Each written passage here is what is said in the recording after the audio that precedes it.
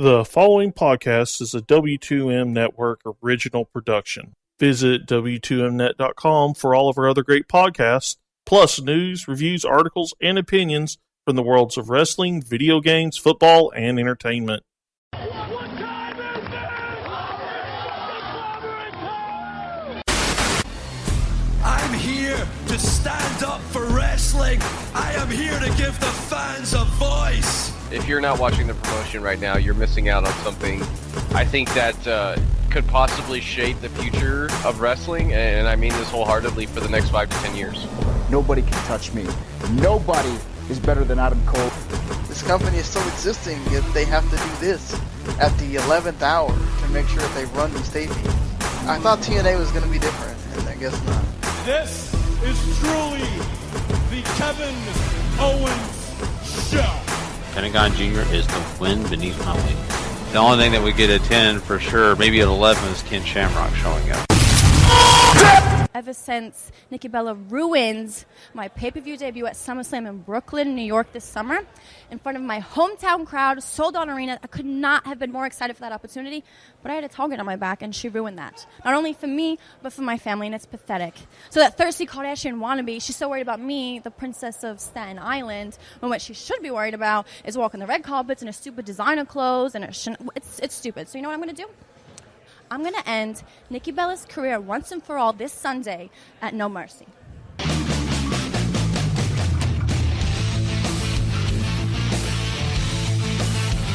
Ladies and gentlemen, wrestling to the mat.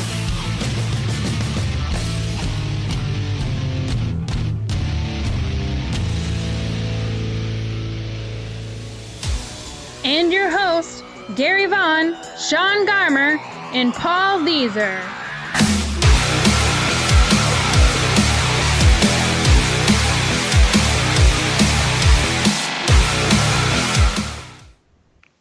Welcome, everybody, to Wrestling to the Max, episode 215, part 2. And we are ready to talk some NXT, Lucha Underground, and TNA Impact Wrestling with you guys this week. Plus, we're going to jump into that No Mercy preview we promised you. That's right, we're going to break down the card, give our predictions, as well as King of Pro Wrestling preview. So we're going to do the same with that as well. I'm excited about that.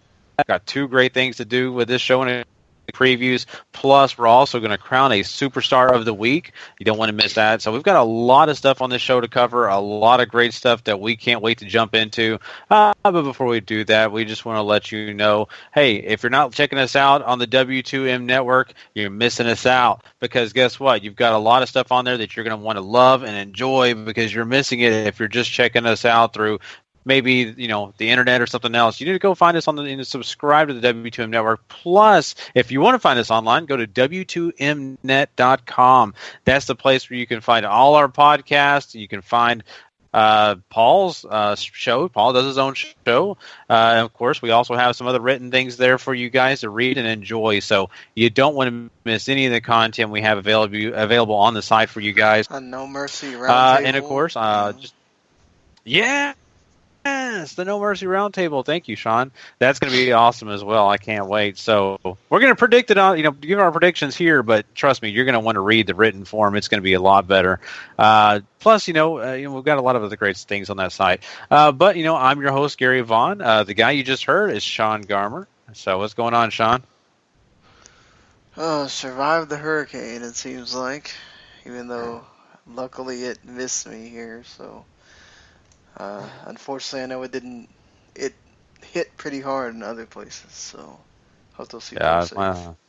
My sister lives in Jacksonville, and so I heard that they got hit pretty good, I'm guessing. I haven't heard a lot, but I've heard that they got quite a bit of... okay? She is actually, I think, residing in Mobile, Alabama, I think. She went ahead and left. So she took off. Her house is actually in a flood zone. So if it's bad, her house is probably flooded. So, yeah, hopefully not. So we'll see. But I'm glad you're safe, Sean. I'm glad everything's going good on your side in Miami. And of course, on the show, Mr. Paul Leeser. Heyo. So we're all here, and of course, this is the last time we'll all be here, and for another week. You guys will be having some don't great make shows. it so like, oh, it's the last time we'll be Yeah. here. Who knows if I'm ever coming back? My wife may push me over the edge of the boat, and Jesus, you guys. that's not morbid. Yeah. Hey, just The think next what happened. ID channel Discovery thing. I'll be like calling her, "Hey, how much life insurance did you get? we need a little cash for the show. Come on, we deserve a little bit of that. We had to deal with the gap for 4 freaking years. Come on." So no, I mean, I'm very excited about going on a trip. It's sadly, just missing this show is going to be a big part of it. I know when it comes to Monday night, and especially on Thursday, I'm going to be sitting there thinking, man, I know I should be doing something right now, and I'm not doing it. So, but I'm excited for you guys next week. It's going to be a lot of fun, and you guys will do great. So, but enough about myself. I think we should go ahead and jump into the show. We've got a lot for everybody to get to. So why don't we go ahead and head over and talk about No Mercy, guys? We've got a lot to do. Let's do it. We had no problems doing the fantasy show earlier. We turn this show on, Skype just starts being evil to Gary. Jeez. Okay, here we go. I am the one who's taking joy in your pain. No mercy.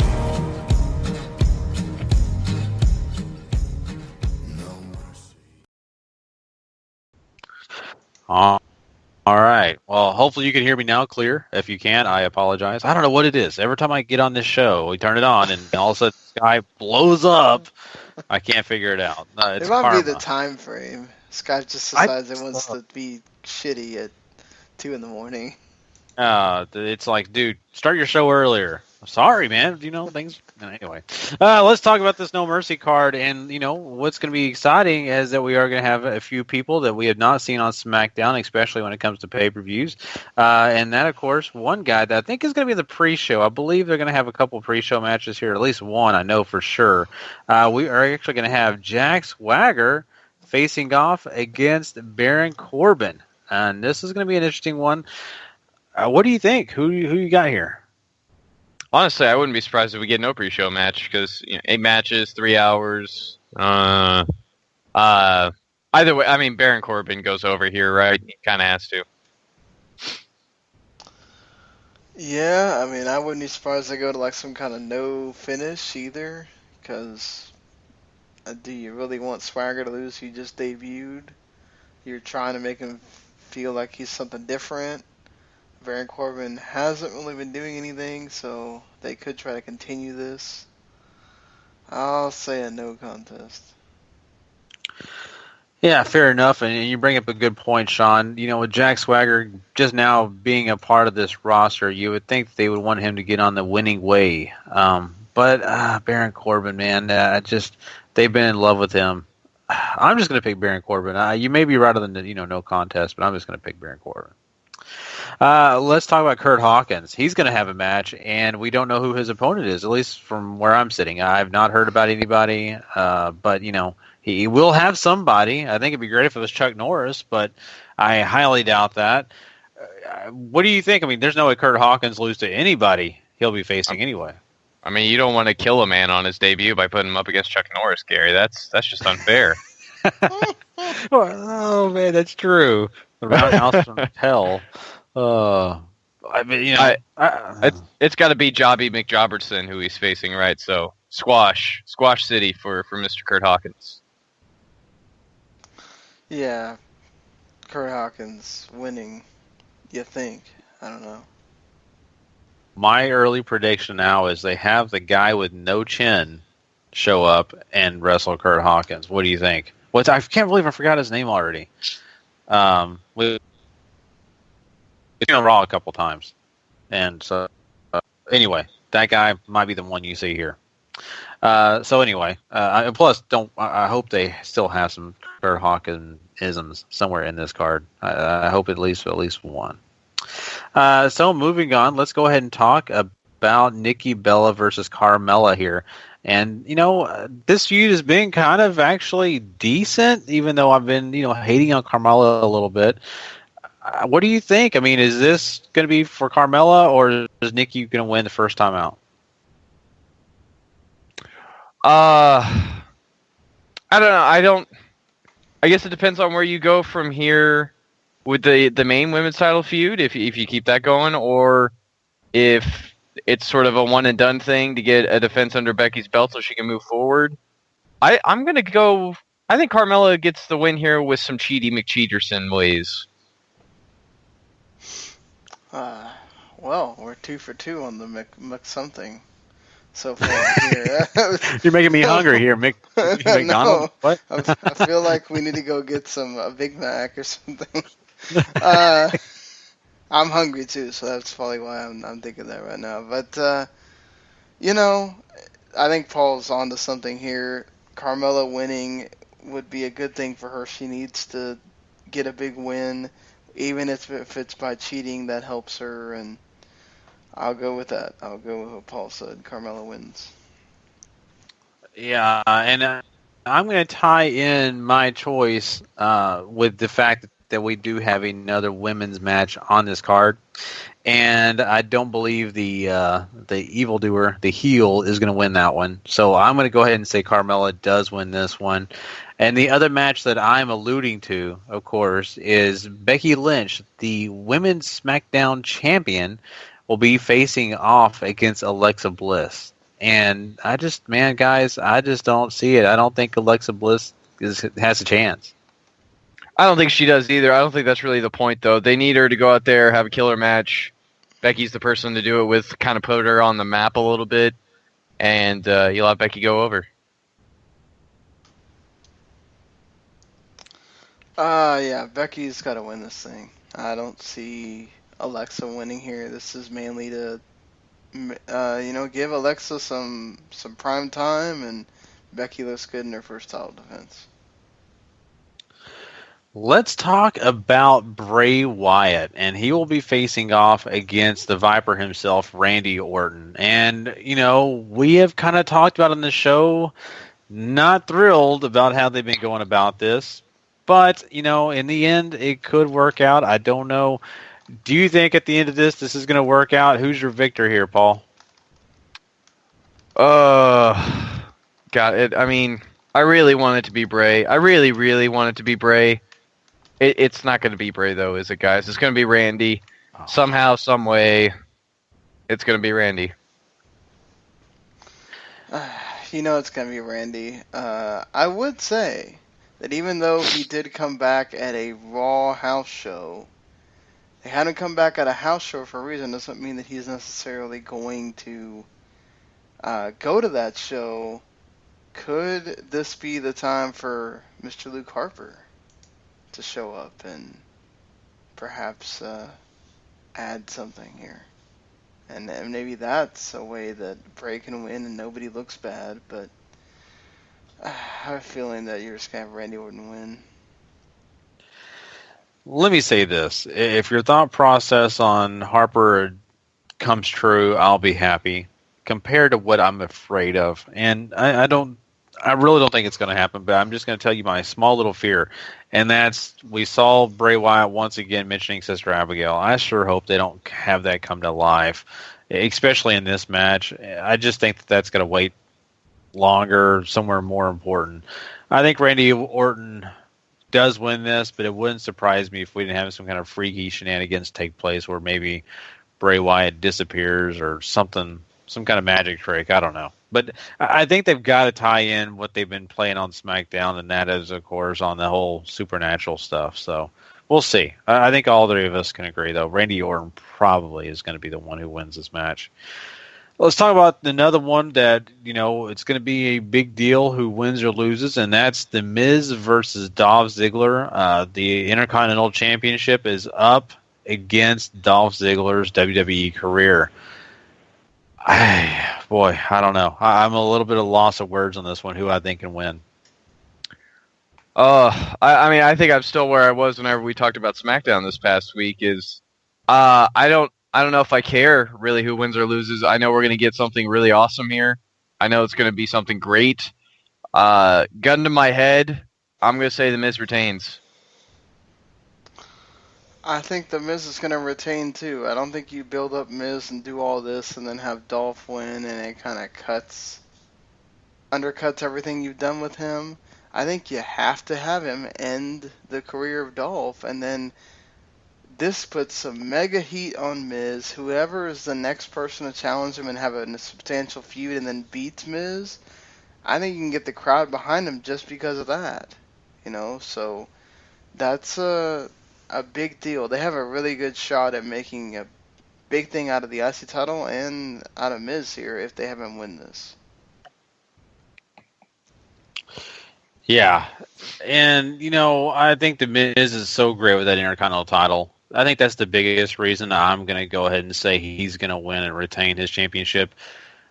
Dolph Ziggler, I love him to death. Whatever really is happening, him leaving or maybe him just taking a little bit of a hiatus for a little while. However they plan on doing it, I hope it's done right. And if he's going to go to the indie circuit, if that's just legit, I hope it's good for him. But besides that, I really am going to miss Dolph Ziggler on WTV if any of this is really true. But yeah, Miz for me. I love him with that title so far. We talked about, a big match like that, but we've also got to get into another match that is very interesting, and that is Heath Slater and Rhino defending their tag team championship belts against the Usos. What do you think? Do you think that this could continue for Heath Slater and, of course, for his kids? I think the man with 7 children has other golden aspirations in his future, and him and Rhino going to dump the belts here to the Usos. I think it just makes sense. You have that whole thing with Usos percolating with the American Alpha. I think it's time to move on to that and see what you can do with Heath outside of all this. Yeah, I think the Usos, clearly they're winning these titles. You don't have them change into heels, and then you've already got a program with them with American Alpha. I think you move the titles over to them. It's been a nice run for Heath Slater and Rhino. You don't know what's going to happen with Rhino because obviously becomes into, he goes into the congressional thing. He's obviously not going to be able to wrestle, so I think you have to do what you got to do with Heath, and the Usos having the belts again as heels is going to be interesting. Yeah, that will be actually, and I think it's going to be something that's going to be kind of fresh, since they are heels, and since they'll be, of course, having some bragging rights with those belts around their waist. So I'm looking forward to it, to be honest with you, and I'm sure Rhino will give plenty of saltine crackers after this, to kind of get over his sorrows. The last match we haven't talked about so far is, of course, the WWE World Heavyweight Championship, and that match is going to be a triple threat. AJ Styles will be defending his title against a couple of other guys, one of them being John Cena, and, of course, the other being Dean Ambrose, the former champion. So this could go really good, or it could end up where, John Cena is now tying Ric Flair's record. How do you feel about this? I'm really looking forward to this match. I think it's going to be something equally as good as Miz and Dolph Ziggler are going to put on.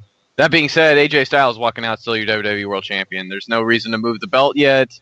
I don't see a reason to move it for a long time. Dean and John, this is pretty much a vehicle for them to sort of launch their deal. Yes, I totally agree that AJ Styles should not be losing the belt here. I don't think that you really need to move it. Cena getting there and not winning, and if anything, Cena should, if he gets that 16 title reign, it should be on a one-on-one thing with AJ. It shouldn't be a triple threat match where he pins Ambrose or anything like that. I think this is just a vehicle to get Ambrose out of the title picture, and then you're eventually going to get to AJ and Cena again. Maybe not immediately, but down the line, and that's where you have Cena win. So there's got to be some kind of end to this. You've had AJ go around being cocky for a lot of the time, so it all makes sense. I think AJ needs to keep it here.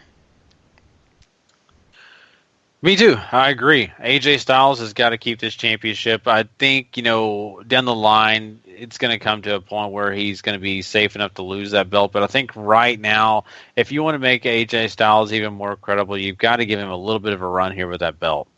And I don't think taking it away from him now would do him any favors. And really, honestly, what is it going to do for Dean or John Cena? Not a whole lot. It's just going to kind of be there.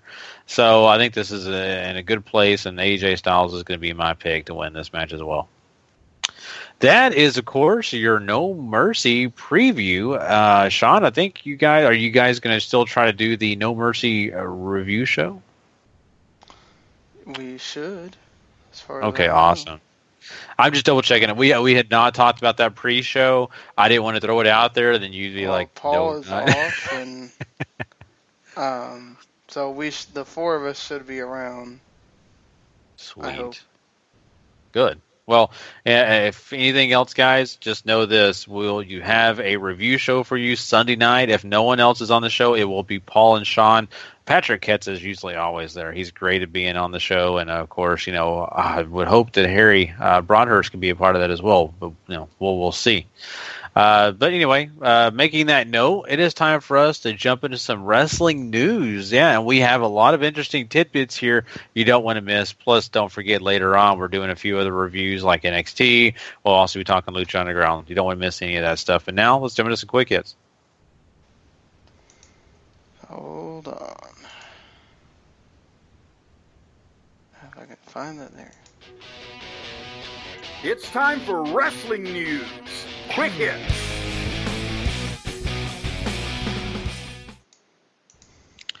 All right, let's start this thing off hot by talking about Bill Goldberg and Brock Lesnar. And word around the campfire says that these two will face off at Survivor Series. Kind of promote that video game, WWE 2K17. Is this going to be a colossal failure, or do you think this can have any, good to it? God, I'm so hesitant about this. I was hyped for this for their match originally way back at WrestleMania 20, and it was a stinker. Obviously, there was a lot more in play than what's going on now. I'm not going to say Brock Lesnar is overly motivated to make Goldberg look good here, but I think Goldberg is overly motivated to make Goldberg look good. So you might get something better. I still don't know how great it's going to be, though. But it's kind of cool that they get another shot to try to capture something worth talking about. Yeah, I mean, I think you're going to have a Brock Lesnar that's not going anywhere this time. And you're going to have a Goldberg that, again, I think this is not Goldberg's only match here. So he's obviously going to want to impress to make sure that WWE is intrigued to continue to use him. Obviously, depending on how the show sells, that will also be a thing. I don't think they're going to have a problem selling out a pay-per-view in Toronto where they haven't had one in forever. That's not going to be the issue. I just think it's are people going to be interested in the match, and how into it are they going to be? And, Toronto is known for being a kind of a smarky crowd, so it's going to be interesting what you get with that. But interesting that this is all surrounding the video game. They are not waiting to WrestleMania or Royal Rumble, where we're doing it in a 60,000-something seat, stadium. All about the video game and trying to get people to buy that video game based on this match. Yeah, and it's interesting that it's about the video game. I get it. You want to promote that, and it's, nice. But at the end of the day, it's got to make sense business-wise, not only just for the game, but also for the company. And I hope whatever they do, does make sense, and I hope it actually does work out. Because I used to be a big Goldberg fan. I did, and it's hard for me to say that now because I'm not such a fan at this point. But the character of Bill Goldberg, I still love him to death. So, we'll see how that all turns out. But let's talk a little bit more about TNA. And, we've been talking about the status and how it's so uncertain about if someone's buying the company, who's going to do what. WB talking about buying the library, and that's been the biggest thing lately. Because I think a lot of people thought that WB was interested in buying straight up the whole company. They just really want that TNA library. And I know Billy Corgan, he's still a big this. He wants to own the company, and he's to make his, right. What do you think here? I mean, this is a lot of uncertainty. A lot of uncertainty. It's not shocking that WWE only wants the library. It's, they have a lot of old TNA guys on there now. They'd like to be able to show some of where they came from before, especially for the guys down in NXT, I'm sure. That being said, Billy Corgan becoming majority owner and him sort of scrapping the Impact Wrestling and TNA name and restarting something new in its place makes a whole lot of sense. This is, excuse me, I think this is the best case scenario for everybody involved. Billy gets what he wants, WWE gets what he wants, Dixie gets a lot of money to ride off in the sunset.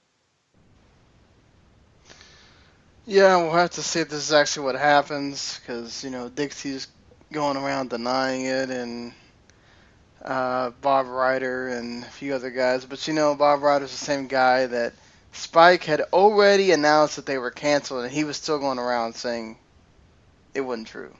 So, you could take that with a grain of salt, honestly. It's weird because we probably won't actually find out anything official until at the beginning of the year, because that's supposedly when Corgan's actually going to officially rename the company, rebrand it, all that stuff is when it hits 2017. So these tapings, they're still going to be known as TNA and everything. Supposedly WWE would own everything up until Bound for Glory. So that's interesting as well. If they do get that video library, which is really cool for, the wrestlers that are in NXT right now that were primarily TNA guys, and then some of the other guys that have TNA careers. This is a best of both worlds scenario, so hopefully this is what really happens. I think a lot of people want to see the TNA video library kind of go on, because I don't see Billy Corgan fronting money for a TNA network anytime soon. So, or a TNA on-demand service either. So, they have a hard enough time drawing people to watch their current product. I can't imagine their old product is just going to sell hotcakes at this point. Just give it to WWE, let them do something with it. And it makes you wonder, how well the Asylum Years does on YouTube, because I know they sell that for a certain price. So, I mean, I don't know how well it does personally, but I'm really curious. But yeah, I mean, WB has a lot of vested interest in that library. AJ Styles, Bobby Roode, lots of guys on the roster now. So have backgrounds there, and it would be nice for them to be able to show footage. Those England shows that you talked about, Gary, I mean, last year they were pretty bad, and they had to lessen the amount of shows they did and stuff, so it's going to be interesting to see if they even do those this year. How much cutting costs does Billy Corgan do? Who's going to maybe not have a job? Is he going to keep everybody, or is there going to be some people that he cuts, in favor of going to find others? Mm-hmm. So that's obviously going to be interesting to see how that goes.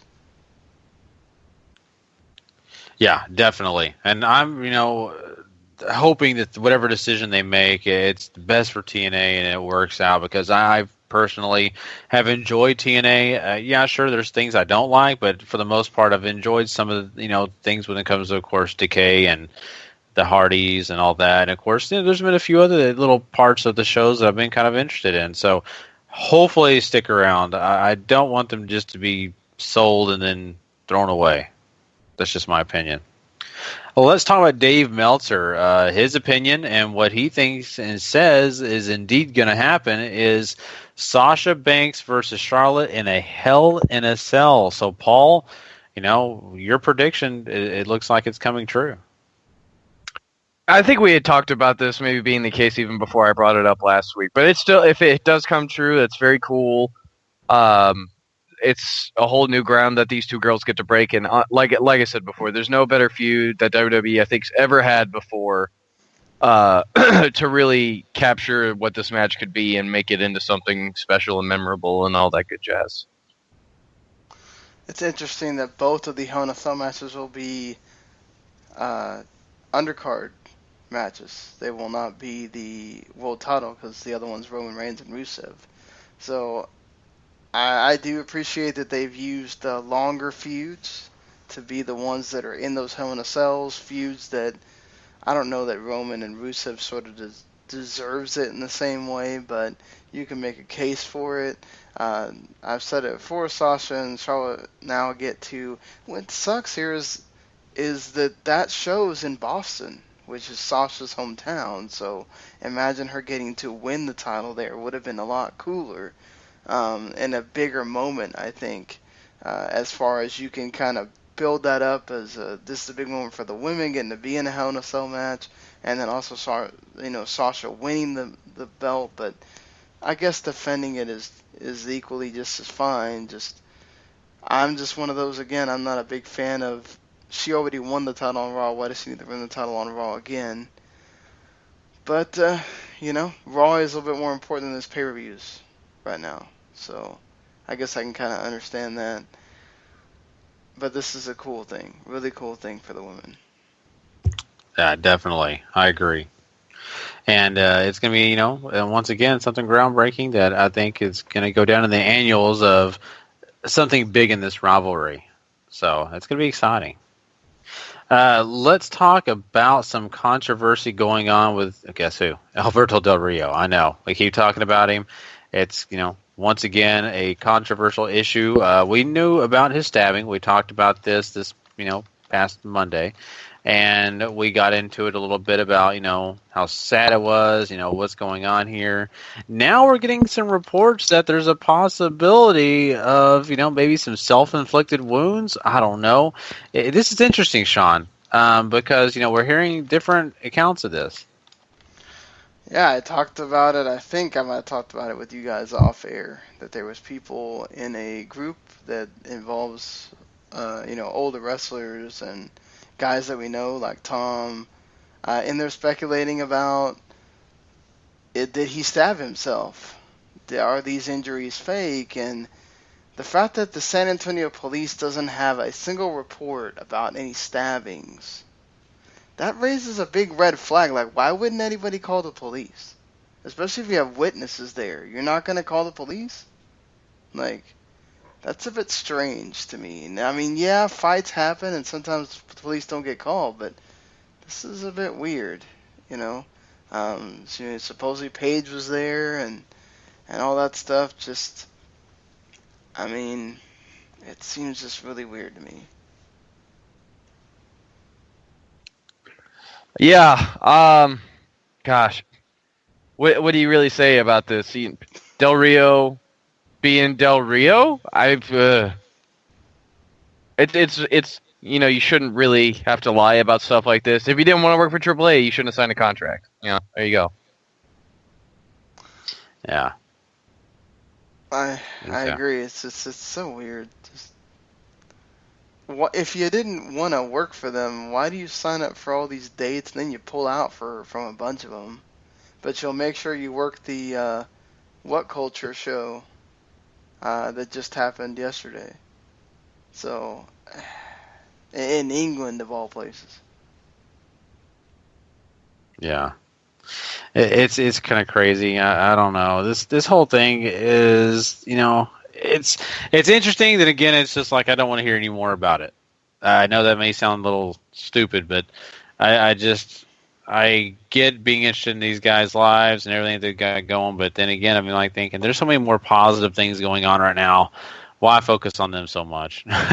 So I know people care, and that's why we keep talking about it. But, I'm getting to the point where I'm just like, what happened now? Okay, I could care less. He has burned you out. That's just the way it is. He is. But anyway. Well, it looks like that's pretty much the big parts of our quick hits here. I don't think we have anything else. I don't believe so. That can take us on over to some other great stuff with a part of the show. So let's go ahead and do some NXT. We've got lots of interesting things going on in that world, so we'll do that next. WWE Developmental NXT.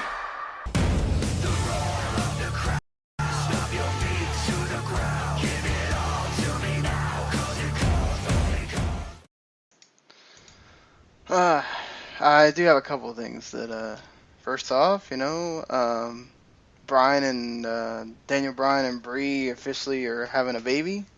So at some point, we probably won't see Daniel Bryan on TV in a few months from now, or however far along Brie is at this point. I did watch that first episode of Total Bellows. I'm not gonna. Maybe that's for Monday. We can talk about that or something. But also, apparently, Paige officially is going to have neck surgery. So, depending on what neck surgery she does, whether it's the fusion one or the other one, she may be out anywhere from, the couple months to possibly a year deal.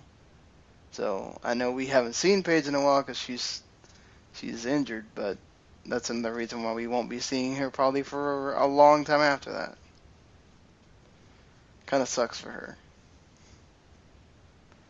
Yeah, especially getting neck surgery and something so seriously done to you so young. It's pretty awful. Yeah, that is terrible, and you hate hearing stuff like this. You really do, but I mean, really, honestly, there's not much you can do. You're always taking risk once you get in the ring. Yeah, exactly. Just, man, 24, if you get the neck fusion surgery, that already limits a lot of what you can do. At least Nikki is on the older side when she got it, but dang, 24. Oh, so sad. But yeah, NXT, Yeah. as we were supposed to be talking about here. Sorry, just happened to kind of see that, and I was like, well, should probably mention it here. But so this was officially the beginning of the Dusty Rhodes Tag Team Classic on this episode of NXT, and they wasted no time with the Authors of Pain just absolutely demolishing the Bollywood Boys, and we even get "Please Don't Die" chants from the crowd here. Yeah, I mean, really, I think everything you need to be the Authors of Pain are still the dominating guys that they are, and I think if they're not the front runners to win this thing, I don't know. Yeah. Yeah, I mean, how could you pick against them? I mean, they'd be dominating every week. I mean, and that's great and it's exciting, but I mean, at the same time, you really wonder: is this for real, or are we going to get down the line and somehow they lose? I don't know. But what's now, right now, is that they're dominating everybody inside. And hey, I don't blame that crowd for chanting "Please Don't Die," because it would not surprise me to see these guys chokeslam someone to hell or do something crazy like that. Yeah, agreed. I mean, they've just been demolishing everybody, so why not continue this? We get Rich Swann in a little tune-up match against Patrick Clark, who, as they noted on commentary, he was Mr. All about, almost like unabashedly having American stuff on. At one point, he used to be a pro-Trump character, and all of a sudden now he's borderline gay character. That's really a 180, isn't it? And Rich Swann seemed to kind of not know what to do about that, but he wins, as you would expect. And yeah, how about that Patrick Clark? I don't know. This wasn't really so much about establishing Clark as it was about getting Swann a win. So we'll just have to, I guess, sort of wait and see what they're going to do and whatever else with Clark and going forward. I'm intrigued by Clark, but on the other hand, this is kind of odd. Like you're saying, Sean, it really is kind of weird. But, everybody's got to have a gimmick, right? And so this is what they're going with. But it's almost like a rib because the guy is so unabashedly cocky, I don't think he's too far from that character that we saw on Tough Enough or whatever. Mm-hmm. I always thought that American character thing kind of fit him, and this kind of just seems like, wow, it's just so not the same that it almost seems like somebody just said, hey, see if you can get this over. And they're just laughing in the back about it.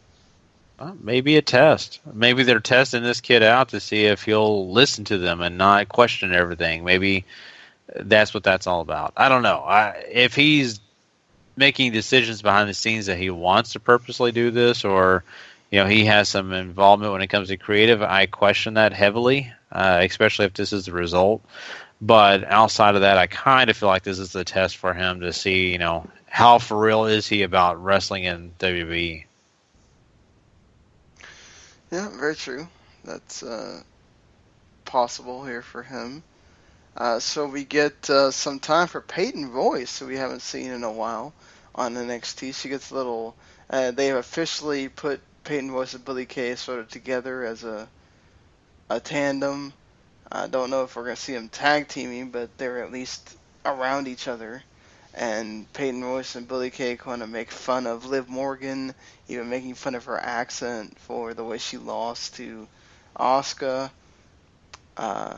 And then Peyton Royce goes to beat Lady Jobber, and she wins with a fisherman suplex.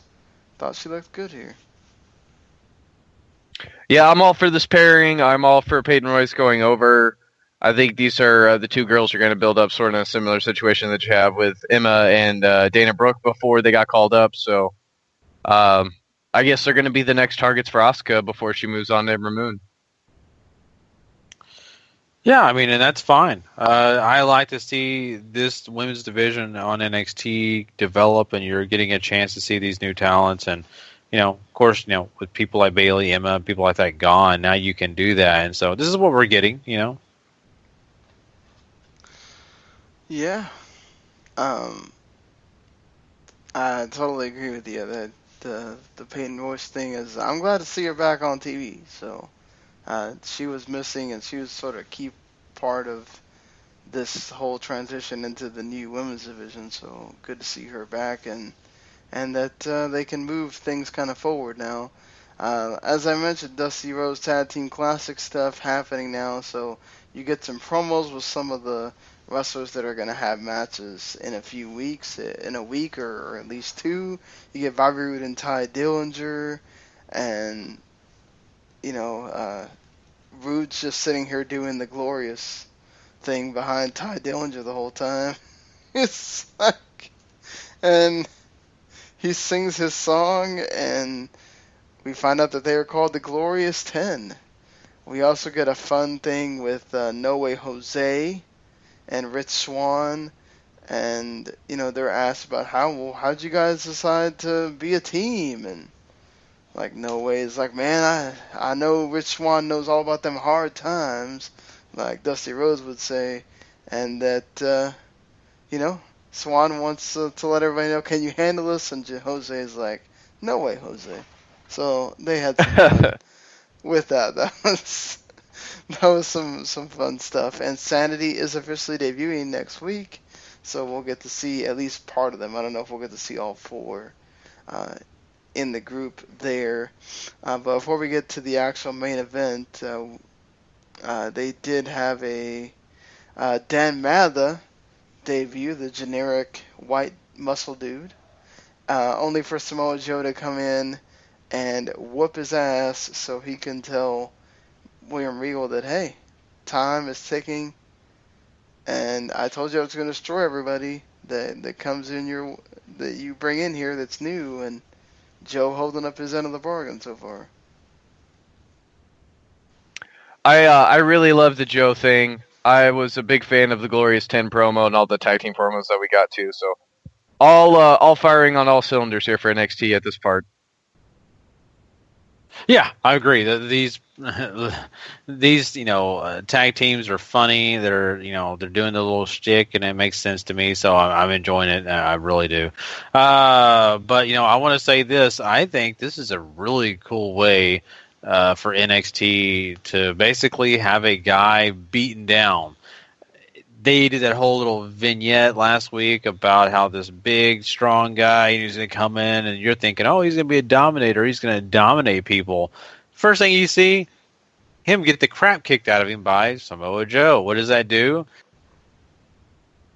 After all that preparation, now it's Samoa Joe looking amazing. So it makes sense. I'm happy with it. I think it was pretty smart if he.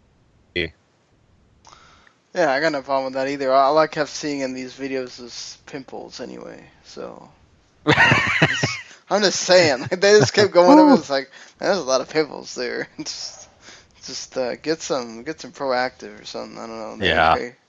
But I don't know if that works for the body or whatnot. But who knows? Anyway, you get Dusty Rhodes Tag Team Classic, the second match here. You get Andrade Cien Almas and Cedric Alexander against the Revival. Man, this was actually really good. Of course, the Revival in a match, you know that they're going to be great. They nail everything. And, of course, Andrade Almas and Cedric both look good here. Cedric gets beat by the Shatter Machine. And then afterwards, Andrade Cien Almas turns on Cedric Alexander. And we have heel Andrade Almas now. So, infinitely more interesting. Infinitely more interesting just to see, especially a great opponent like Cedric. I'm sure those guys are going to be able to really do something together. The Revival, like you said, continually to look awesome. Continuing to be probably my favorite tag team in the business right now, too. Yeah, I love the Revival. There's no doubt about that. We've talked about it plenty of times, so I don't need to stick on that. But I love this turn for Andrade. I think this is smart. I'm excited about it because now he can finally maybe get that personality that he needs. I mean, I hate to be like that, but let's be honest, there's not been a lot to go on with the personality he's shown so far. So maybe now he'll have something, and maybe we can actually start to get invested in him. Yeah, very true. I hope this really turns out for Almas that he can move things along and actually become the guy that people were expecting him to and get over and everything else. Because it was disappointing to hear that he's already kind of upset and wants to go back to Mexico and stuff. And it's like, hopefully this reinvigorates him and he has that opportunity now. So, but that's the end of NXT. All right. Well, now we have another show to jump into. That'll be Lucha Underground. And, just to let everybody know, don't forget later on, we are going to talk King of Pro Wrestling. We're going to do that review. And, of course, we're crowning a Superstar of the Week. So don't miss any of that. But now it's time to talk Lucha Underground. Let's do it.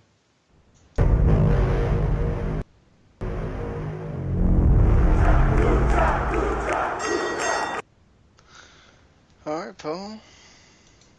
Alrighty. So this episode of Lucha Underground, of course, kicks off with the usual video package of them going over everything that they've done this season. Excuse me. And then Dario comes out. He spins his Dial of Doom to figure out who his brother's opponent's going to be for the evening. And it's Prince Puma getting that world title shot, or Lucha Underground title shot, I should say. And they move on to your opening match from there. Ivelisse taking on Mariposa. This was very lacking for the type of talent that they have in the ring. It just lifeless and sort of just going from spot to spot and not really a whole lot there. Marty, on the other hand, is great on the outside talking to the camera, which provides some entertainment. And despite Ivelisse getting the win, Mariposa and Marty the Moth beat her down, and nobody comes to her aid because... her Angelico's had his arm or leg broken. I forget which one, but by the Worldwide Underground, and of course, Son of Havoc still recovering from his match with Montanza himself. So, what's his face? Oh, damn it, PJ Black. He actually has a legit injury. He's going to be out for a while. I forgot about that. I think it was like I did too. Some kind of diving or. He's base jumping. Yeah, he was base jumping, and he broke both of his ankles, and that's not good. Yeah, that could really mess with his career, and so that's a serious situation for him. And I feel bad for him. I really, really do. Yeah, I hear you need ankles to walk. So yeah. Gosh darn it. I've been walking around on the side of my feet for no reason. But anyway. Jeez. Anyway. Get past that. Go ahead. Continue with Lucha. We go backstage to Dario's office. Johnny Mundo walks in. He's still angling for that title match. Dario still doesn't want to give it to him. So he changes his tactics, says, "Give me Sexy Star in the Lucha or the Gift of Gods title." She lost the Atomicos match last week, and Dario goes, "You know what? You're right. But if I remember correctly, Jack Evans pinned her, so he'll get the title shot." And I can't get enough of Dario just pulling Johnny's chain. It's so great. One of the better things they've actually consistently had throughout the seasons, actually, is him and Johnny Mundo just going at it in various incarnations. Still will never forget the crazy fight scene out in the hallway. That was so, like, just so badly done, but it was so funny, you had to laugh. And it just went on from there throughout the seasons. Too true. So after that, we get a brief video package hyping up the entrance of Larry has it written down as the Rabbit Tribe. They don't explicitly say that, but you know, all the tribes have animals, so it very well could be another tribe coming in from the old Aztecs. And then we get to match 2 of the Best of 5 series with Cage taking on Tejano. Cage wins with an F5 that he calls the Luchador Destroyer. And these guys, complete opposite of their last match. Lots of energy, lots of big moves. Really had a great flow to it. And, God, I couldn't get enough of this one. This was really good. Yeah, and I can't get enough of Cage usually, so this is awesome. And, you know, I think it's really, you know, one of those nice treats that you get sometimes out of these two guys. So I'm happy with it. And, by the way, Rabbit Tribe, my daughter is on board already. She loves rabbits. Do you think they should go the full 5 matches with this series? What do you think, Sean? You know, that you could be really different and have him only win 1, and then Cage beats him in 4. I wouldn't mind that. Just let's not do the whole. We used to do it with. Obviously, this is already taped, so you could technically go find out. But I really don't want to see them do the whole. Oh, Tejano gets 2, and now we're gonna have that ultimate 5th match thing. Yeah, I mean, I think Tejano needs to at least win 1 so he doesn't look like a chump. But I honestly, God, I wouldn't be surprised if Cage sweeps him either. Hey, Cage is a machine. It's true. His music says as much, so you have to believe it. Backstage, Evilise is hanging out, and then Sami Callihan, of all frickin' people, shows up, and apparently is her new boyfriend. She calls him Jeremiah, and he's very concerned. He came backstage to get his ticket so he could watch her in the main event, but she's already gone on, of course.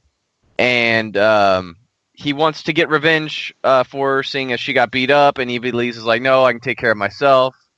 And she wants to do the opposite of what she did with Havoc. She wants to keep Lucha Underground and her relationship with him separate. I think we can already tell how that's going to go. She's ready to go home, but Jeremiah, he has a big drink from a flask, and Evilie's all pissed because now she has to drive home instead of just sitting in the car, right? So Sami Callihan in the temple, that's kind of cool. And then you have the main event. Matanza retains, even though Prince Puma comes so terribly close. He hits the 630. Mil Muertes comes in, spears the bejesus out of Prince Puma. Dario steps in and refuses to let the referee call for disqualification. And then Mil plants him, with a flatliner. And then Matanza hits Wrath of the Gods for the win. Awesome, awesome match.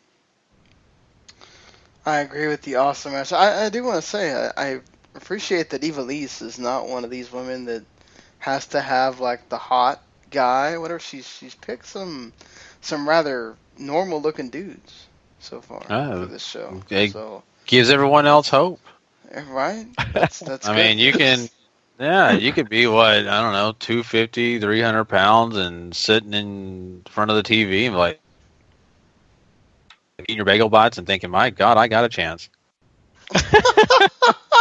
Right? I'm just saying. Even eat bagel bites she's choosing these. I'm sure. They were eating them on Lucha Underground last week, weren't they? Or one of those weeks. So, yeah. It's too true. It's too true. And it's, the best part was it was Son of Havoc. Son of Havoc's mother who offered him the bagel bite. So maybe he does still have a chance, Gary. Yes. Maybe he does. Gotta love it. And then of course the Go Host segment. Killshot's working out backstage. Joey Ryan shows up, gives him an envelope some guy outside gave him. Whenever Killshot asks who it was, Joey replies with, "What do I look like, a detective? I didn't see him." Which I laughed so hard for probably too long. And the letter on the inside reads, "You left me for dead." So, needless to say, Killshot be fucked. Yeah. And that's Lucha Underground. So, I mean, Paul, you review this stuff and, for the website, and you also do it here, and I've been, wondering what your take is on, it seems like there's not as much kind of this hype for Lucha Underground this season, the ratings keep going down, and I don't see a lot of people talking about it as much as, the past two. Do you kind of see that too, or? I mean, I don't see as many people talking about it. The show is still equally as great as it has been. It's so much bigger now, though, is the thing. It's not. I mean, it's still obviously a sort of underground, quote unquote, thing. As far as not everybody knows about Lucha, but certainly, certainly, when you hit that plateau, right? I mean, you have to do more to try to grow, and I don't know if they're doing that, if they're being given a chance to do that, but I certainly think. If you're worried about content, it's very much more spread out just because you have so many more people around with so many different stories. Stuff that's happened in the past 2 seasons matter greatly. It's not like you can with Raw where you can turn it on and figure out everything that's going on within that 3-hour episode, right? You have to sort of go back and dig a little. So maybe it's harder to get new viewers now. I don't know. But I mean, if you're not I pay for the season pass on iTunes because I usually work on Wednesday nights, so I can't watch it live. But, I mean, if they're getting money, who cares, right? Hopefully people are paying for the season pass. Yeah. Right. Exactly. I mean, hopefully for them that's what's happening. Just because, they were talking about Season 4 for a while. Haven't heard as much about it now, but yeah, it would kind of suck to see them... Even if it's not as great as the last couple seasons or whatever, and sometimes it takes a while. They have to hit that stretch where they start just killing it with the shows. And we got to remember that this season was built with the 40 episodes in mind instead of last season where they had the shorter season and they added episodes on. So they do have to spread out things more because they have to have 40 episodes worth of stuff. Right. Yeah. Exactly, and the one thing I look at too is maybe if they have more of Pentagon breaking people's arms, get more viewers that way too. So that's always a positive. Every arm break equals another 100,000 viewers. Yeah, so you can advertise that. See, tonight only you'll get to see 3 arms broken. Oh, yeah. We'll see. But I hope things go well. Like Sean, you were just saying. They are great. I love Lucha Underground. I hope, the future is bright. But yeah, that's Lucha. So we are going to move on from this, and we're actually going to talk some Impact Wrestling, and then we'll get into that King of Pro Wrestling preview, excuse me. So let's go and do it. Let's talk some Impact, guys.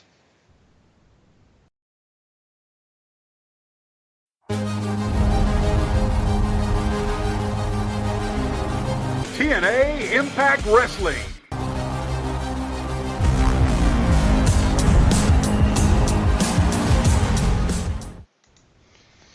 Well, this felt like Bound for Glory, Part 2, or something.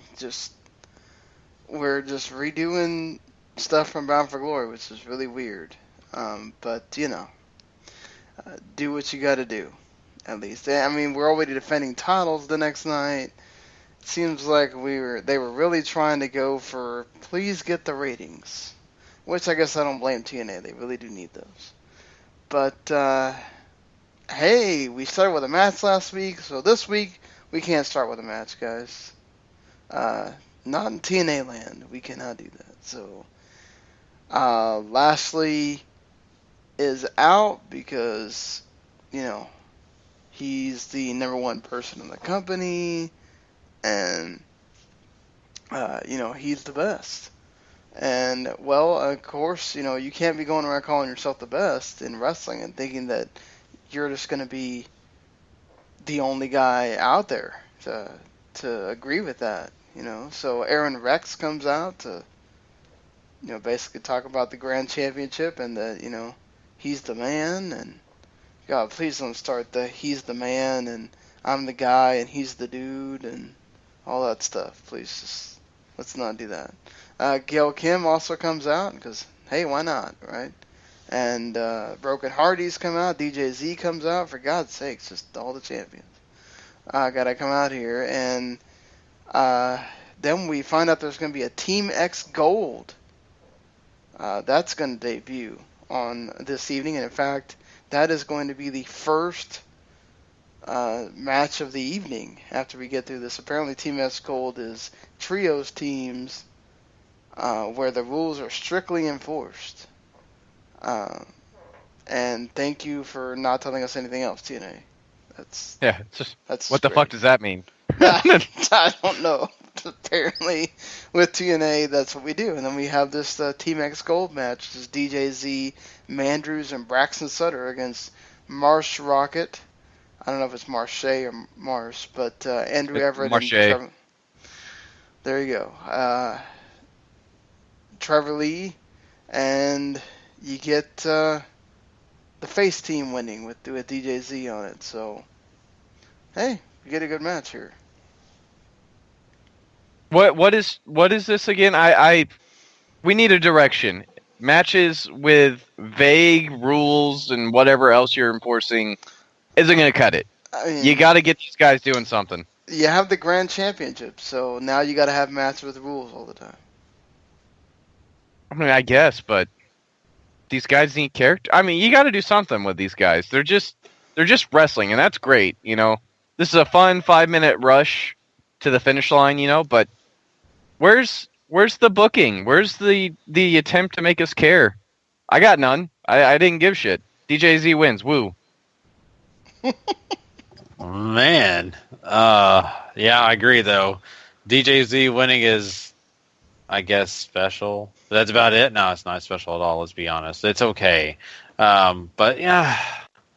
Yeah, you're right, Paul. It's just so blah. Who could care? I don't know many. Yeah, that's one of those things here, So we do find out that Lashley has 3 opponents he can pick from, which are Eddie Edwards, Moose, and EC3.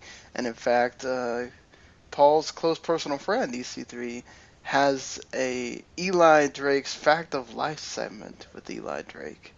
And, well, Eli Drake, of course, has to be his annoying asshole self because he wouldn't be that if he didn't. So every time EC3 has to talk, he hits that dummy yeah button, and eventually EC3 just gets pissed and just cuts him off, and it actually gets to the point where EC3 is like, I'm gonna kick your ass if you hit that button again.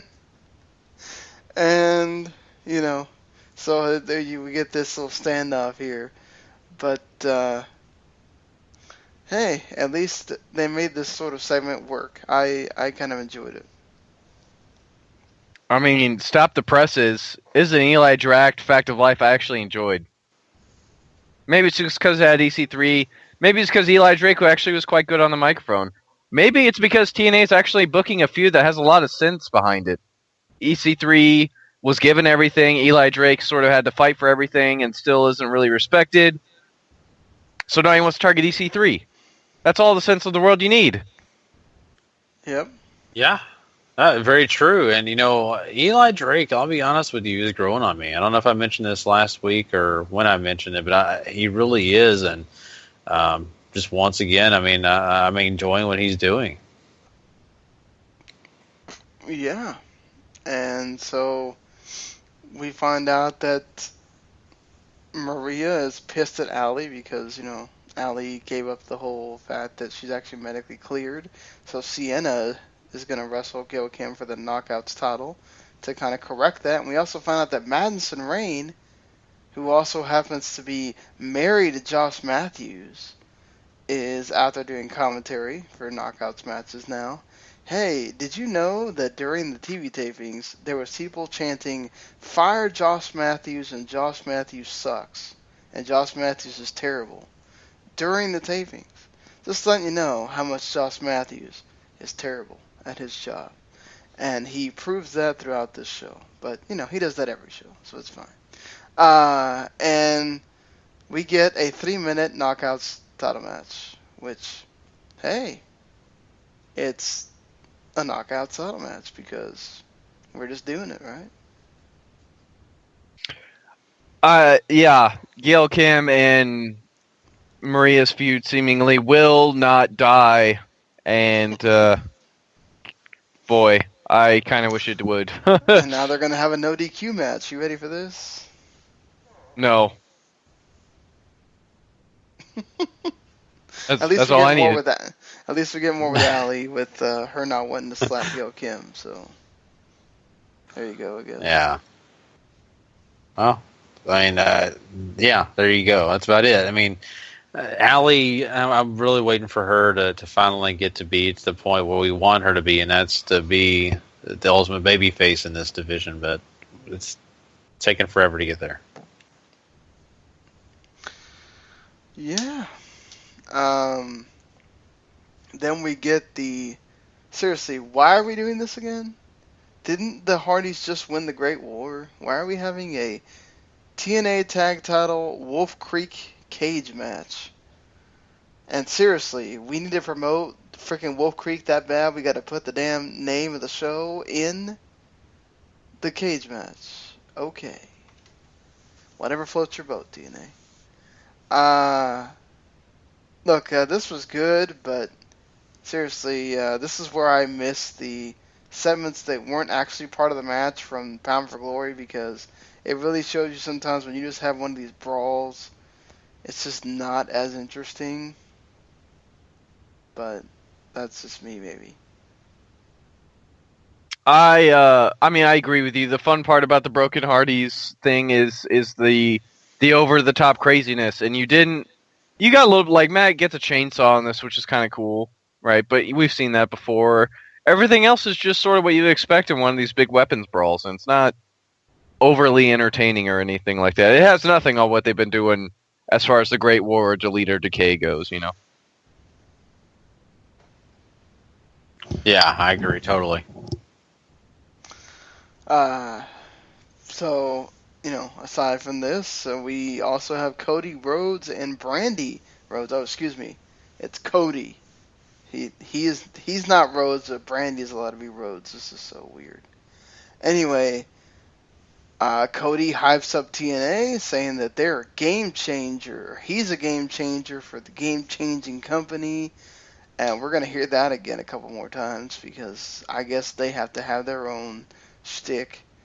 And the fans are chanting for Cody here. They even chant for Brandy at a certain point.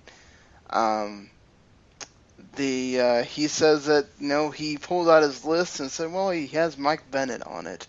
But maybe he should have put TNA World Championship on that list instead of Mike Bennett. So Bennett comes out with Maria, and he's tired of the fans chanting for Cody, and basically, you gotta earn a title shot in TNA. Why is he gonna get one handed to him? And so Cody attacked him, and Maria and Bennett ran off. I thought this was good, a good way to introduce Cody to the TV audience. But it's like, okay, so he's already getting a title shot. Oh. TNA, doing what we do. Yeah, I mean, it's not the first time we've seen him roll out the red carpet for a WWE cast-off, and it won't be the last time, I'm sure, if they're still around to do so. But, I mean, ultimately, Cody, he doesn't have a whole ton going on for him, really, other than, I'm here to fight Mike Bennett, and I want the title. There's no there wasn't a lot of character there. There was just Cody, and as much as I love Cody Rhodes, you got to have something, I think. Yeah, but he's kind of coasting on I'm Cody Rhodes right now. Mm-hmm. So. Yeah, but when you can't use Rhodes and you can't talk about stuff that it's more just guy talking about stuff. How generic is that, huh? Yeah, I mean, he does make allusions to the former company, but he does not mention them by name, obviously. So it's kind of like saying that. I love my soda.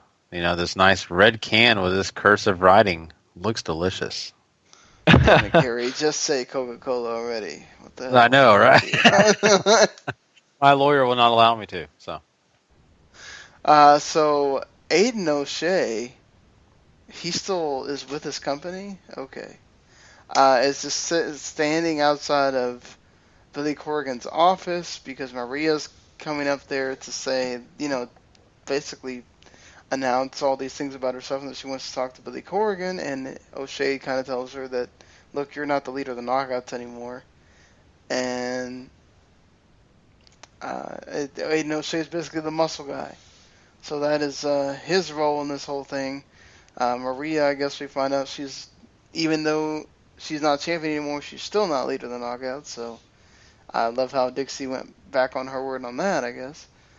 And you get the TNA Grand Championship match, and we talked about this doing the Bound for Glory review, that they need to change this up, how they have these finishes happen.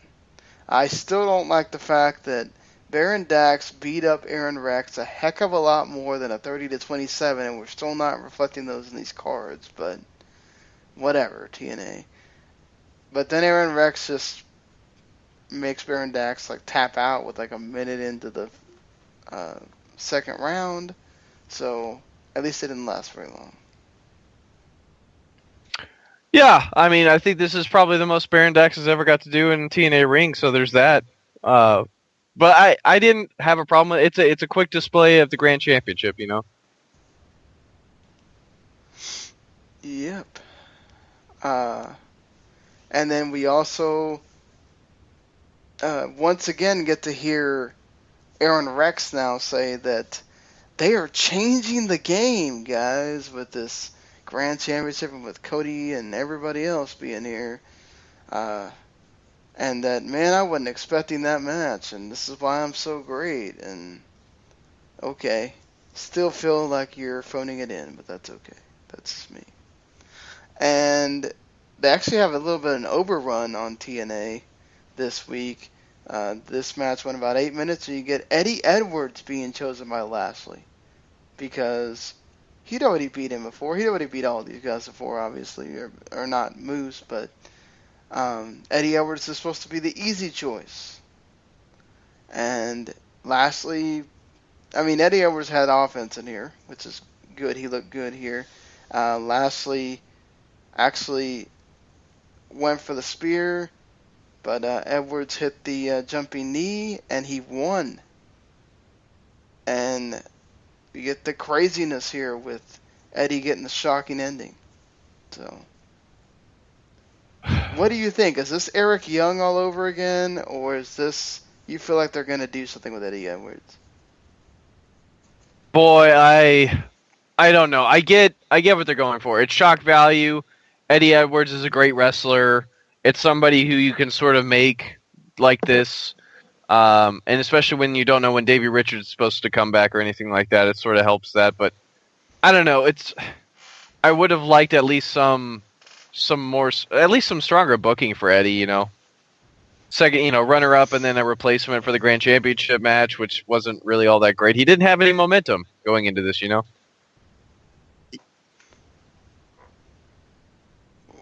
Gary? Yeah, he didn't have a lot of momentum going into this. And, let's be honest, DJZ already told him it was just going to happen. So, is it really that big of a surprise? I don't know. I felt like DJZ was going to be the one, but I'm glad he said it could be any one of the guys in the X Division could beat Lashley, and it was. So, there you go. I get it. This is a big splash, but at the same point, I just don't know if I like it. To be honest with you. Do you think they're backpedaling on Moose maybe a little with his lack of not really getting over much other than just the Moose chant? I don't think it's that. I think it's they got TV ratings they got to deal with, and they got to make sure that they're as high as possible, so that when this sale goes through, they've got that going for them. So that at least, I'm assuming that Billy Corgan is sort of taking over creative completely now, so that Pop TV and all the other people that are involved know the direction that the company's going to take by the time Billy Corgan is the one in charge there, whenever that does happen, whether it's the first of the year or earlier or later or whatever. Fair enough. Yeah. Yeah, fair enough. So, all right. I guess that's our TNA for this week. We will be now moving on. We're going to be talking King of Pro Wrestling. That's right. That's coming up soon. And so we are going to give you our predictions. Actually, I'm going to let Paul and Sean do this because they definitely will be covering this. So I'm going to let them give you guys their ideas and their prediction on what's going to happen. Let's do this thing. King of Sport. New Japan Pro Wrestling.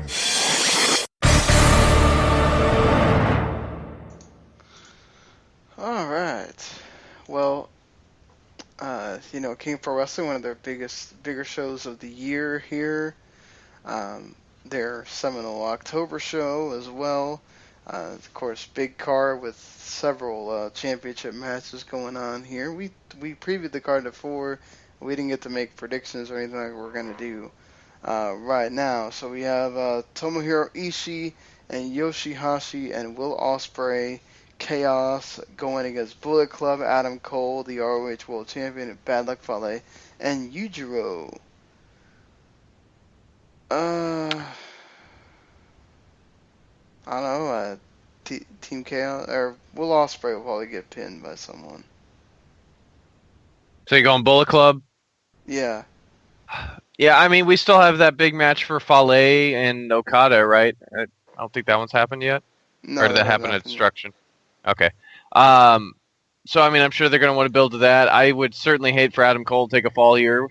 But, Yujiro is always up for taking that 3 count. And I don't know. There's not a lot of direction going on with any of these guys, honestly. So, yeah, we'll say Bad Luck Fale gets the win for Bullet Club. Wouldn't be surprised if that happens there. Especially the way that they've sort of been treating the juniors of late. Wouldn't be surprised if Ospreay does take that pin. You got Togi Makabe, Tomoaki Onma, Ryusuke Taguchi, and Bobby Fish. Of course, your World Television Champion over there in ROH, Toriano, Jado, Beretta, and Rocky Romero. If you haven't been noticing, Beretta and Rocky Romero has been taking pins, and Beretta has been getting angry at him. So there could be some Roppongi Vice splitting going on here. But I have a feeling we're going to get a little bit more of that. You got Yano, you got Jado over there. Rocky might take the pin. You get Makabe get the win. I'm going to say Bobby Fish gets the victory here over Rocky, but I certainly I'm on that same wavelength you are, though, about what's going on with Roppongi Vice. It's kind of sad to see them have to split if they do, but going to be interesting to see if that means Rocky gets more of a singles push now, at least in the juniors or whatever else they decide to do there. It's certainly one more nail in the coffin, I think, for maybe doing away with the junior tag belts, because then that leaves you, 3 teams, maybe? Well, they've officially renamed them. They're no longer the heavyweight tag titles. They are just now the IWGP tag titles. So,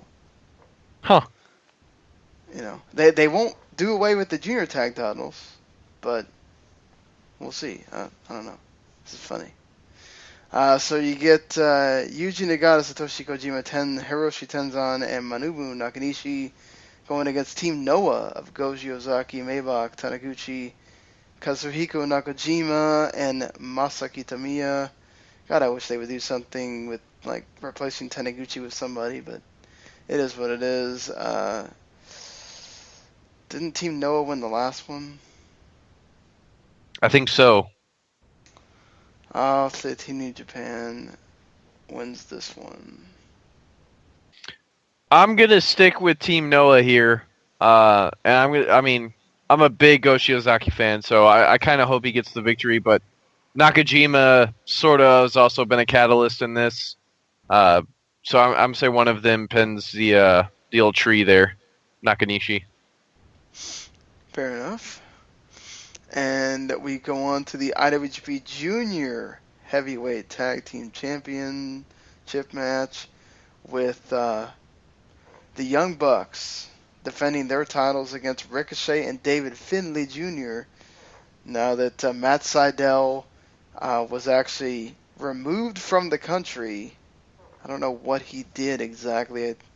I know there's rumors going around, but he actually has. I don't know if he got to actually return the tag belts or his tag belt or not, but he actually. The reason why Kojima didn't have his 6-man tag belt is because Sydal still had it when they crowned the new 6-man tag champions. So interesting to see if they'll have the belts, all 3 of them by then. But just weird that Sydal had a big contract in New Japan and kind of it looks like it's going to waste now. Had to have gotten caught with drugs. That's the only thing I can think of. Not smart man. Not smart. Well, man. you know, man does love his marijuana. Yeah, very true. I'd assume the Young Bucks are going to retain here. Yeah, I don't see a reason for the Young Bucks to lose it either. I am, however, very interested in seeing David Finlay work with him, though. This is the first time I think he's gotten to work with the Bucks. So. Yeah, it'll be interesting the chemistry Ricochet and Finlay have, too, if they do any tag moves or anything, so should be a fun match to watch, certainly. And, of course, the aforementioned IWGP Tag Team Championship, no longer the heavyweight tag titles. The Briscoes against Guerrillas of Destiny. The Guerrillas of Destiny are probably going to win here because the Briscoes cannot work the World Tag League, and they usually like to have the champions in the World Tag League. So, unfortunately, that means God is going to win. I hope you're wrong. Tama Tonga does not need his brother anymore. They really should just do away with that. But if they got to ride that contract out with him, then so be it. As much as I'd love for Tama Tonga to continue to find success, he very much has the tools to do it on his own. So I'll fight logic and just say the Briscoes because I don't want the other one to be true. Trust me, I'm hoping I'm wrong too, man. I'm hoping I'm wrong too. Even though you really don't need to have the champions be in that tournament because it's all about crowning a number 1 contender for Wrestle Kingdom. So, they don't really have to be in it. But I do understand the whole them wanting the champions to be in there. They normally do have them be in those tournaments. So, Hiroshi Tanahashi, Michael Elgin, Kushida, and Jay Lethal taking on Los Ingobernables de Japón, which is, of course, Naito, Sanada, Evil, and Bushi. They did have Lethal win in ROH. Wonder if they'll continue that here, and maybe Lethal pins Bushi or something. But Team Tanahashi and Friends wins. You're building up tension, I'm assuming, between Naito and Elgin. You have the tension with Lethal and Naito. Of course, Evil hates everything. Sonata's the only one really without a feud here, but I would think Tanahashi gets the win over Naito. Interesting. Yeah, of course, that rumored IC title match is supposed to be taking place at Wrestle Kingdom. Let's see if it happens. And, of course, never open weight championship match with Katsuri Shibata defending against Kyle O'Reilly. Oh, this should be wonderful. You have a man who has a spine injury in the ring with Kyle O'Reilly. I feel like this is asking for bad news.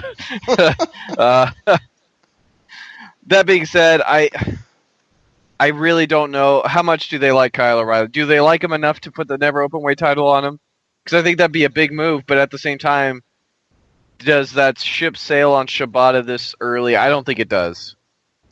I think Shibata retains too, but man, watch out. This could be one of those like shockers that people just don't see coming, and they hit you right there at 5 or 6 in the morning. This is actually airing 3 a.m. live, Eastern time, midnight Pacific. So if you live over there in the L.A., all that California area, you might want to just stay up and watch the whole thing live. Who knows? Could be fun.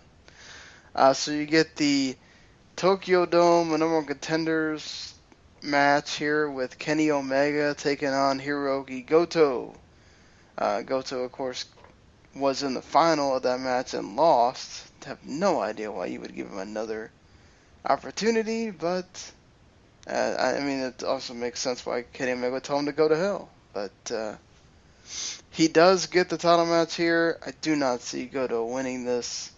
No way he gets this close and not make it to Wrestle Kingdom, so Kenny Omega wins.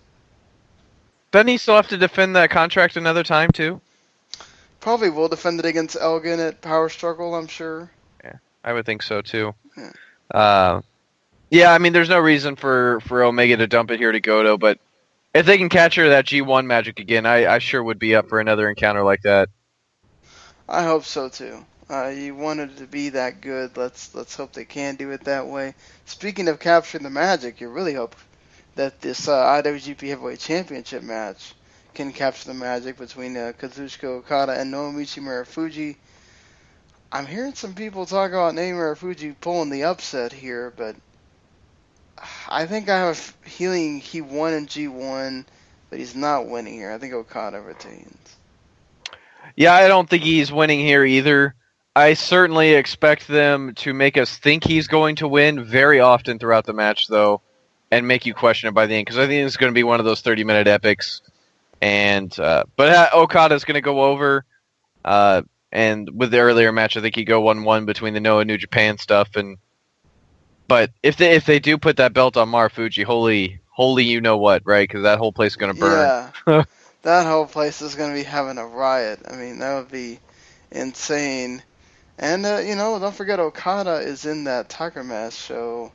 I mean, they air it at 2 in the morning in Japan, so don't know how much they care about making sure the kids watch it. But they actually do air anime later at night in Japan on purpose, so that the kids do the homework first, and then they can watch the anime. But that's neither here nor there.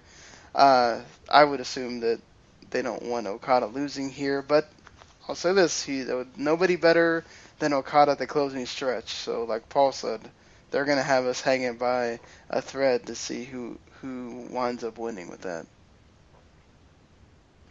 Too true. This should be a great show. Hopefully, at least hopefully the title matches deliver. Some of the undercard is kind of what it is, but hopefully you get to your big New Japan show and get ready for that time bomb to go off next month. That's it. Yeah, for sure. So that's exciting, guys, and I hope you're looking forward to that. But now we are done with the King of Pro Wrestling, and of course, these guys will be reviewing that down the road. But now we have to move on, and we are going to crown a Superstar of the Week next. And of course, a Match of the Month and a Superstar of the Month will also be in tow. We'll do that next.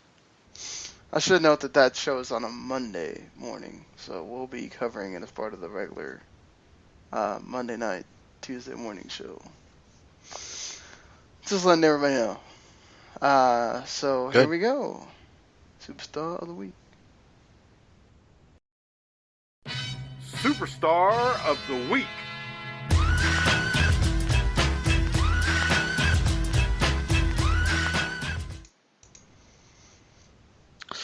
Alrighty. Well, we have some interesting names on this list, and we will start this thing out with 1 point going to Gail Kim. Yeah, Gail wins the championship at Bound for Glory, gets inducted to the Hall of Fame at Bound for Glory, and retains on Impact. Gets her the 1 point. 2 points is going to go to another TNA superstar, Aaron Rex. Jeez, I forgot about the Hall of Fame thing. Maybe we need to have Gil have 2 points. Maybe we need to reverse that. Yeah. I don't know. Does it really count towards... Hey, it could be the last TNA Hall of Famer ever. I think that kind of answers your questions for you there, Sean. Just making my case for TNA here. Yeah, it's Aaron Rex also did the double. He won the Grand Championship, became the first ever Grand Champion, beating Eddie Edwards, and then he beat Baron Dax to defend the Grand Championship on the next Impact. So 2 points for him. We got 3 points going over to Eddie Edwards' way. Eddie Edwards comes up short in that Grand Championship matchup Bound for Glory, but found himself at the very top of the TNA mountain by winning that title on Impact against Bobby Lashley. I don't know if I agree with it, but certainly congratulations to a guy who's very deserving of that world title win. 4 points is going to go to Matanza. Yeah, Matanza had a damn good match with Puma on Lucha Underground. Defended his title once again. The dude's just been killing it. So, deserved the points. And with 5 points and our superstar of the week, the Hardys. That's right, Broken Matt Hardy and Brother Nero are our superstars of the week.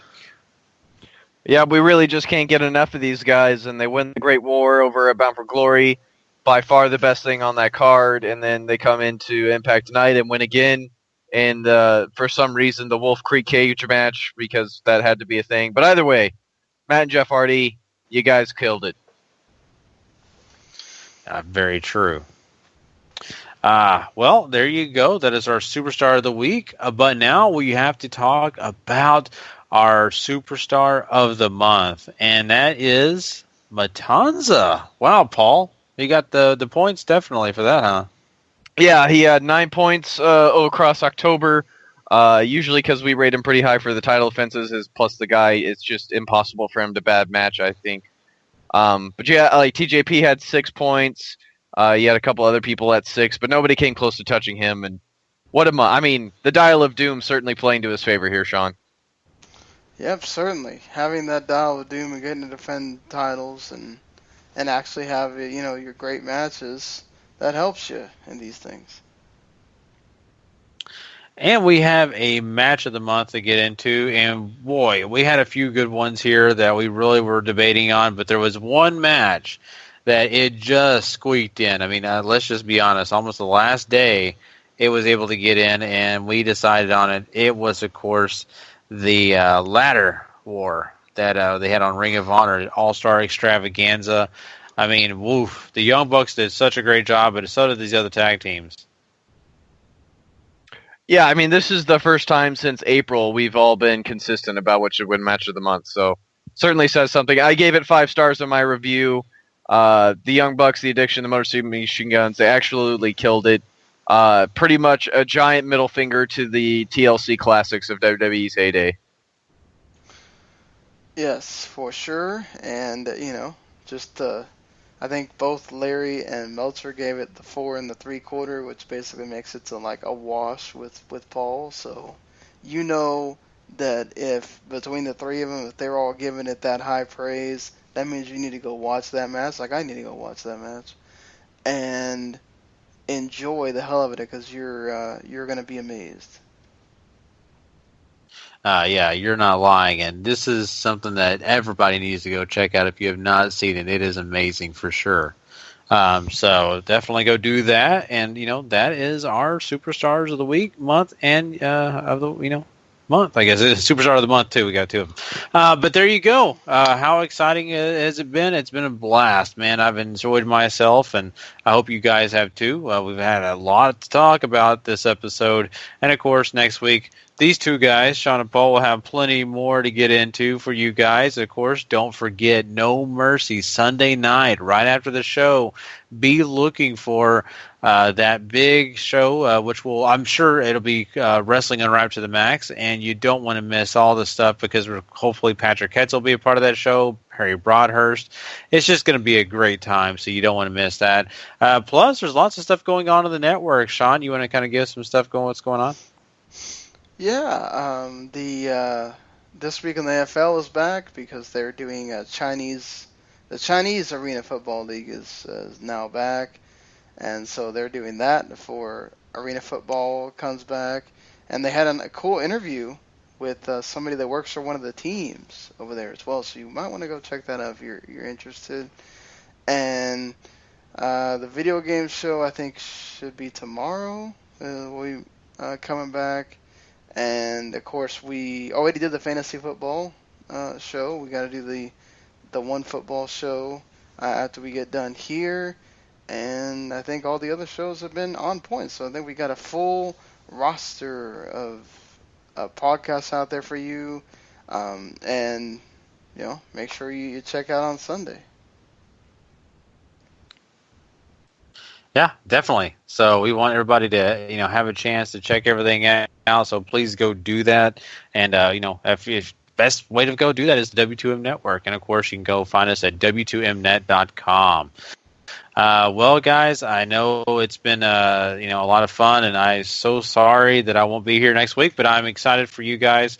And I will catch you guys in another week, but these two guys will see you in less time. So, for myself, for Sean, and for Paul, if you're not living life to the max, not living life at all, you know it. Please. Later.